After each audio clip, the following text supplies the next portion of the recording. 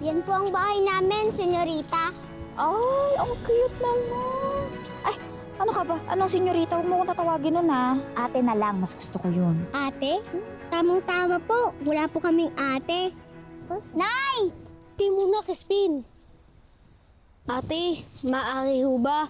Huwag niyo muna sabihin sa amin na ang ginawa pananakat sa amin ng kura. Ayoko lang po mag-alala sa amin si Ina. O paano nyo naman itatago sa nanay niyo yung mga latay nyo, Aber? Kaya po ng dati. Di ba, kuya? Saan kayo pupunta? Huwag niyong dudumihan ang mga sugat nyo, di ba? Nay!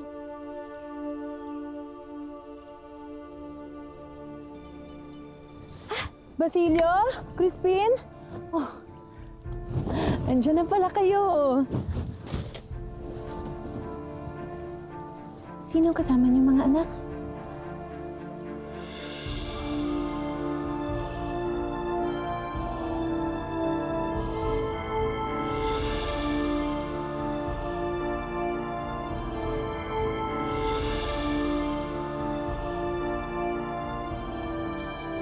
Crisostomo, saan ka na naman paparoon?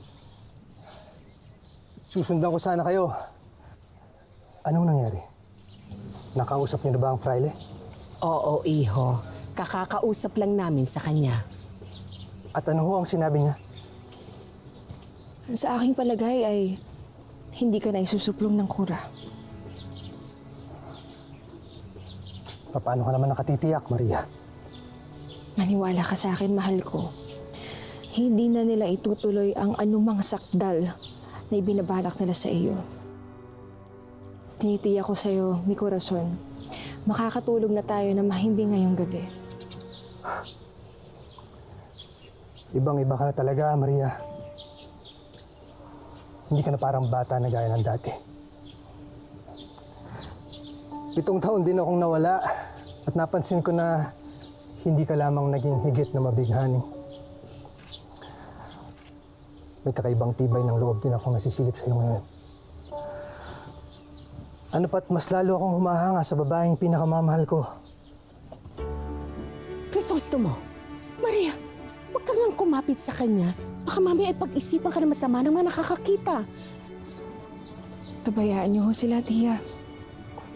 Dahil batid naman ng lahat na ang lalaking ito ay ang aking makakaigsang dibdib.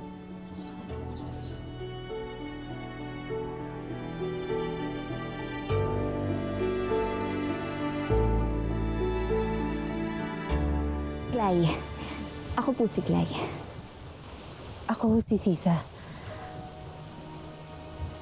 Kinagagalak ko kayo makilala, Binibini.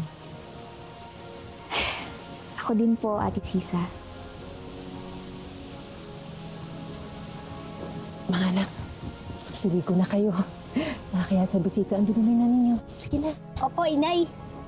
Ate, salamat po ulit sa paghatid sa amin kanina. Basta, huwag mo kaming susumbong, ha? Tayo na, Crispin. Tuloy ho kayo. Ay, salamat.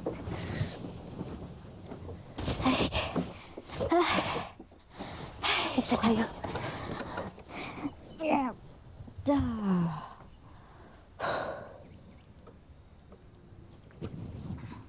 Paano niyo nakilalang mga anak ko?